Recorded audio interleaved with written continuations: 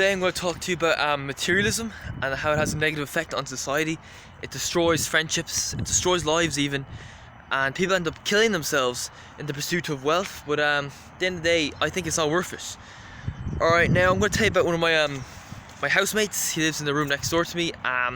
We in my house we have certain responsibilities, like, oh, you need to clean this area or that area. So I meant to do the hall and the bathroom this week, so I decided to bring the Hoover upstairs into the hall. And so yeah, I was talking to I tried to put the Hoover on.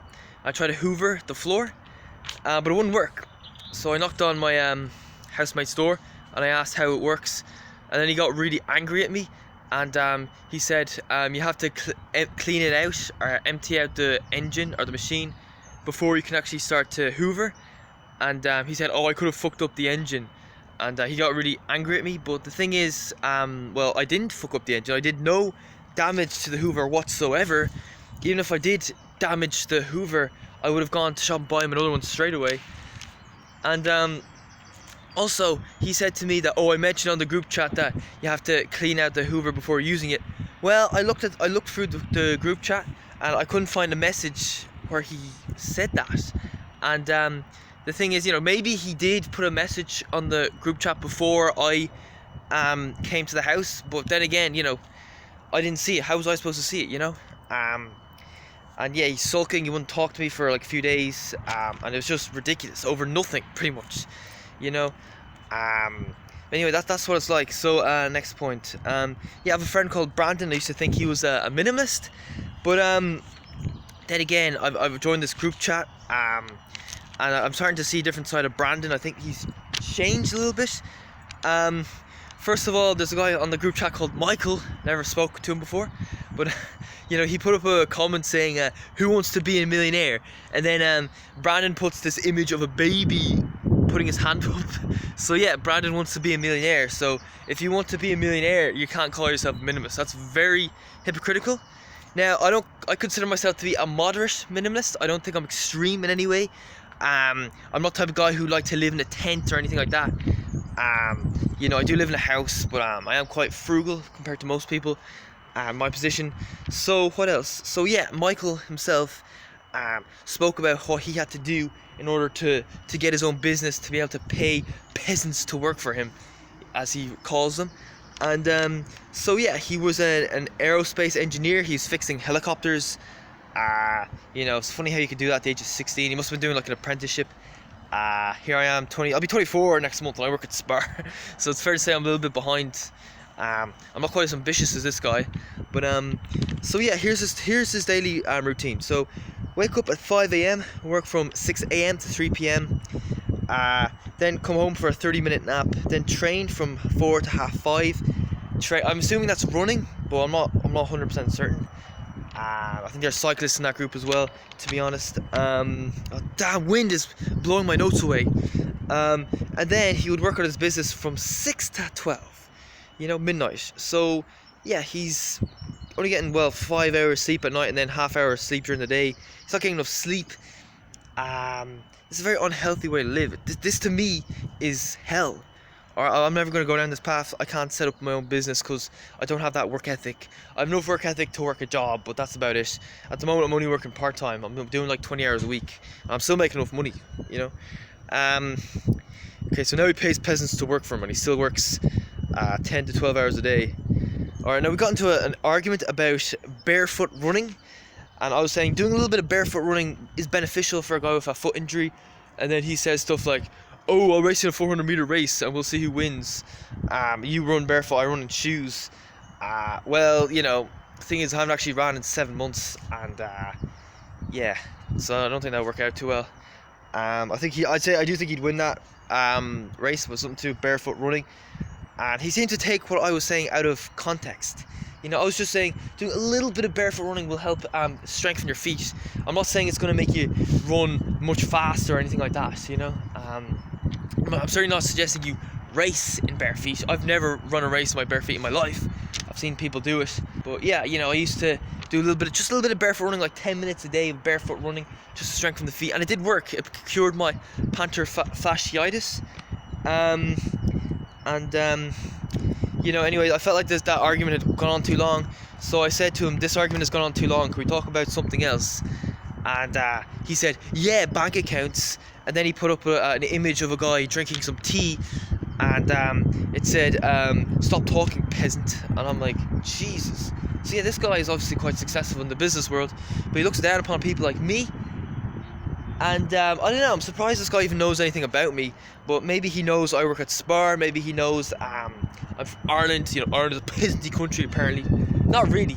It was up until like the 90s, but now we've taken a massive U-turn, and now there's too much wealth in this country. I'd love to go back to the good old days, you know, back in like the 80s, but sure, I wasn't even born back then, so what can you do? Alright, so, goddamn wind blowing my notes away.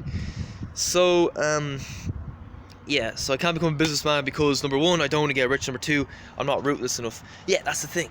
He said, you know, you have to be ruthless. You can't focus on being a decent, kind individual if you want to succeed in the business world. And yeah, you know, I don't want to be rich, you know, and I don't want to. I'm happy making the money I'm making. So, you know, what was I going to say now? Yeah, you know, there's no excuse for this. You know, I think Brandon's changed his ways and become more materialistic because, you know, his friends are materialistic. He's kind of following in their footsteps. That's chicken shit, you know. Honestly, like, my parents were, you know, quite wealthy. You know, I was told that my dad was worth 100 million or something. It's crazy, you know. I grew up in affluent suburbs. I grew up in a money obsessive world. My mother used to bring me out for 3-hour shopping sprees, and I'd want to shoot myself because I was so bored. You know, I remember when I was about 9 or 10, my mother brought me to visit her friend who was suffering from depression, but she lived in Fox Rock, which is a very affluent suburb. And thing is, my mother said, oh, she suffers from depression, but her depression would be a lot worse if she didn't have all that money. And I was there thinking, are you fucking retarded? Even at that young age, I was like, are you fucking retarded? Alright, so yeah, despite growing up in this materialistic world, I'm still able to be the one and only person to see through it.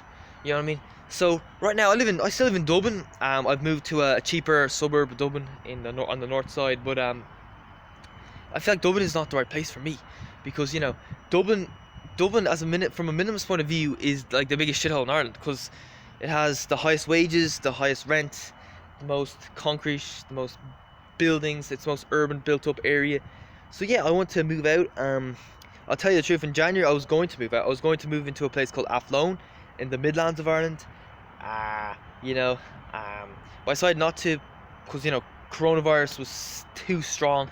The nation was in lockdown. I had to walk around Athlone town, like nearly all the shops were closed. Libraries are closed, so how the hell am I meant to print out a CV? You know what I mean? So yeah, I decided to move back in with my mother's house, and you know, I decided to, you know, because the thing is, my mother's boyfriend, he has a computer, he can print out CVs.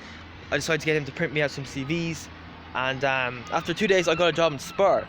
I decided to move to the north side. I'm thinking, you know, I'll move to the north side, see what it's like living on the north side of the city, and maybe after about 6 months in the summertime, when things return to normal, I might move somewhere else. Now, not necessarily Athlone, but just anywhere that's cheap. Anywhere that's cheap, cheerful. You know, because I want to be surrounded by working class people, because I find that working class people are more fun. They live in the moment more. The upper classes, they try to focus on the future too much. They're like, right, how can I make more money? What can I do? You know, and they just hate their lives just so they can have loads of money in the future. I think that's a terrible way to live, if I'm honest. And there's a saying by that guy Robert Kiyosaki, the billionaire businessman. He himself said that you know, in working class families, people don't talk about money, but they do in upper class families. They talk about money a lot. Why is that? Because for most working class people, like, they just get a job and that's their source of income, and it's very simple. They don't have to worry about anything other than showing up and working their job, because, you know, the company will have an accountant. The accountant will do the calculations and put that money into the person's bank account, and yeah, they don't have to worry about it. You know, but if you want to be rich, you know, generally you need more. You know, you need more than a job. You need side incomes. You need, you know, like a lot of people might buy a house and rent to people, you know, try to make an income that way. Might set up a business. They might invest their money. All these little things they do to try to make more and more money. It's very complicated, and I really have no interest in it, to be honest. I don't think I'm in the right group chat, you know. Brandon even said himself that the group chat is designed for it's to talk about money, how to make money outside having to work a job, and I'm not really that interested in doing that. So I don't know, I feel like maybe I'm in the wrong group chat. And yeah, it's just sad to see people turn, you know, because I feel like a lot of time people at 18, they've got good intentions, they want to be a kind, decent human being, but then they look around them at how ruthless the world is and how obsessive money people are, and you know, they end up conforming to that and falling for the trap, and it's just not worth it. It's just not worth it. Yeah, if you be an asshole, if you act narcissistic, you end up with more money, but you'll be miserable still, because you know, you don't have any friends, people think you're a wanker. So yeah, look at my dad, he was quite wealthy, and how many friends does he have? None. He's miserable, you know, people hate him, but he's grumpy and miserable all the time, and it's just not healthy, you know.